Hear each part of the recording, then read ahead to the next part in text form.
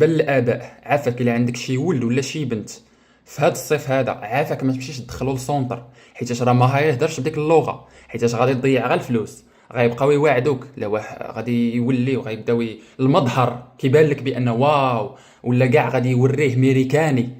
ولكن شنو غادي يديروا لهم في داك السونتر؟ غادي يديروا لهم القرايه، غادي يديروا لهم داك الشيء نيت اللي هما هربوا منه في القرايه، غادي باش يرتاحوا منه غيديروهم لهم عاوتاني، وما غيهضروش باللغه. انا غادي ننصحك الا بغيتي ولدك ولا بنتك في اي لغه من غير الانجليش، انا كنهضر على الانجليش ولكن تقدر ديرها على اي لغه، فرونسي، انجليش، صبليوني، اللي كان. حيت ولدك ولا بنتك صغار كيكون عندهم دماغهم مفتوح، اي حاجه دخلتي ليهم غادي تمشي معاهم. اللي كنصحك به هو انك غادي تخرجهم بعدا من داك السونتر. الا كندخلهم لشي حاجه راه ما غيديروا والو، انا كنقول لك بغيتي تسمع ما بغيتيش تسمع دير اللي بغيتي، انا كنصحك. الحاجه الثانيه غادي تخليهم يتفرجوا، سواء كنتي كتفرجهم في يوتيوب، بيسي، تليفون، تلفازه، اللي كان. غادي تخلي ليهم الرسوم اللي كيعجبهم، الرسوم اللي كيعجبهم ديك اللغه اللي بغيتي. مثلا بغيتي دير انجليش ولا فرونسي ولا اللي بغيتي. المهم بالنسبه للانجليش شوف شي رسوم اللي كيعجبهم، وما ديرش ليهم الرسوم اللي فيه التعلم. نسى التعلم، داكشي ديال كلمات، حروف، ما ديرش داكشي.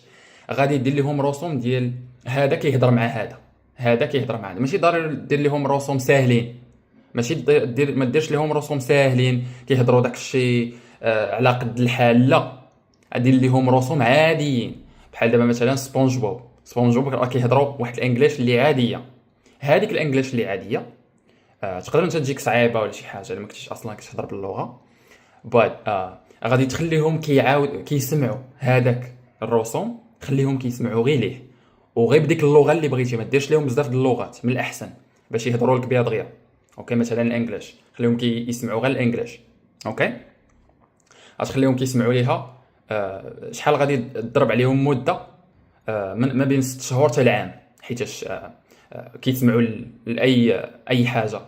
وتقدر تخلي لهم مثلا واحد ماشي غير رسوم واحد ولكن الرسوم اللي يعجبهم. ما تختارش ليهم انت ولا انت ما تختاروش ليهم.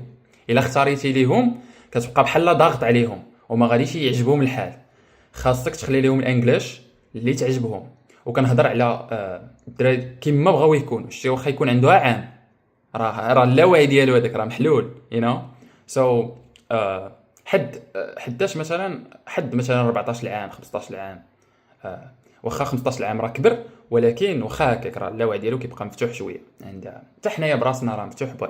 هاد الطريقه ديال الرسوم من الاحسن ديروها لهم هما، حيت هما كيستمتعوا به. وكيفاش هما غادي يديروا يفهموا هذيك اللغه؟ غادي يفهموها عن طريق الرسوم، حيت الرسوم كتبان القصه بعينيهم. مع المده غادي يوليو كيهضروا بها، غادي يولي لك ميريكاني في الدار ولا فرنساوي ولا المهم على حساب في ديك العام.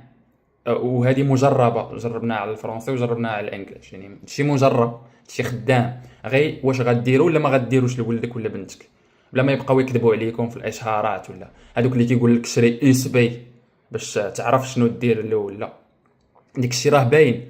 غتدخل اليوتيوب، كاينه يوتيوب كيدز، كاينه نتفليكس ديال الكيدز ديال الدراري الصغار.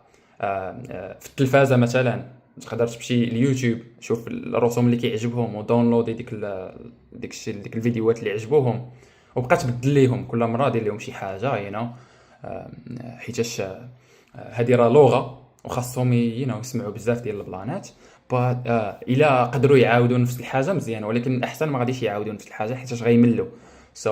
ذاتس ات، هذا هو النصيحه ديالي.